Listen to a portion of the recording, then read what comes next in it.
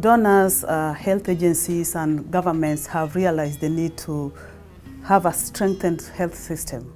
And to do that, they have to look at various components. And supply chain is a significant barrier to medicine availability at the points where patients need it. So I think it's very, very important that it's not just about approaching it in a piecemeal way, in an ad hoc, an integrated way, but that it's done holistically in a structured way. And this is where we are bringing in the knowledge of how to actually make that happen. No single organization can go into a country, Ghana, Nigeria, and transform their health supply chain. But again, why should an outsider come in and do that? It's the responsibility of the government to take the initiative and invite the well-wisher, the partners who are already in the country, who have been there for so many years, committing their resources and time to work together to do that. I think things are happening already, that donors are committing money for building warehouses, courses are being run for specific elements of supply chain. So my focus was to look at it from a holistic point of view and get all the key players, again, sharing the same vision, sharing the same approach, and agreeing on how they can work together towards achieving the common goal. I think the fact that this group was small but diverse, because we have people who have come from different backgrounds, different levels, but also different country contexts.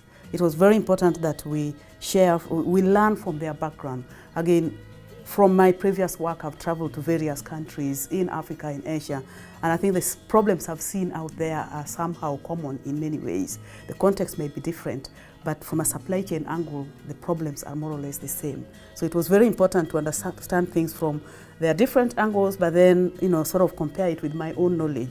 As you know, this is driven by my own experiences in the front line, seeing the challenges directly on the ground, and more so seeing victims really very helpless when it comes to issues of healthcare. I think having this course here and in Oxford, in a safe environment, in a neutral environment, again away from their day-to-day work environment, has enabled us to focus. And we've used the opportunity. It's been a wonderful and an amazing time to get their feedback on the training content, but also to learn from their experiences, because there are things that I was aware of from my own experience, but I've had them confirmed through their contribution, through their participation. And so it's very important that we use the knowledge from here to improve the material.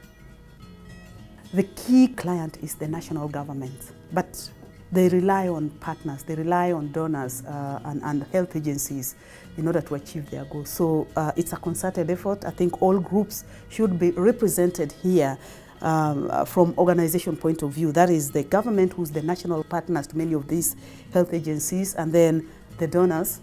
But at the same time, we would like to have more senior level staff like the ones we had here, because these are the people who make changes. These are the people who are able to make influence. The junior staff would benefit from this, but they are not at the level to change policy, to sort of influence the kind of change that we would expect from a senior level. We already have plans to roll this out to various regions, because it's expensive to get everyone to Oxford.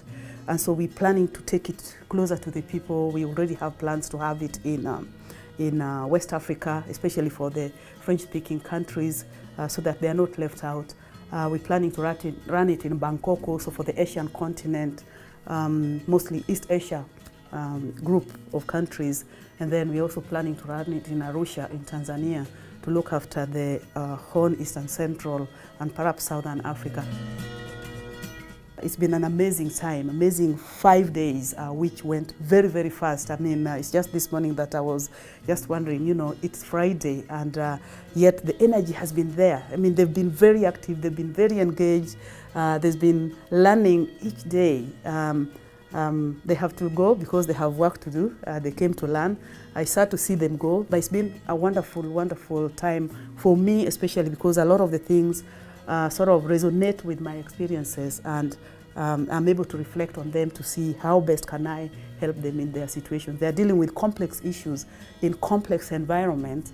I would like to give some, say, 3 months of mentorship follow-up support to help them, internalize the learning and also reflect on it. And so I would be the immediate support for the first few months.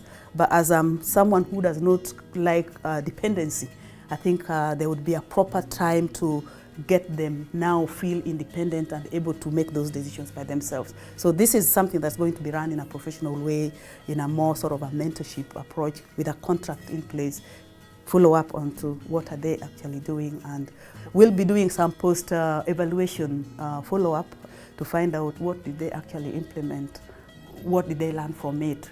If they didn't take any action, why? It's important to understand this. It's not just that, so was the training useless or whatever. There's more work to be done. And I'm ready for it.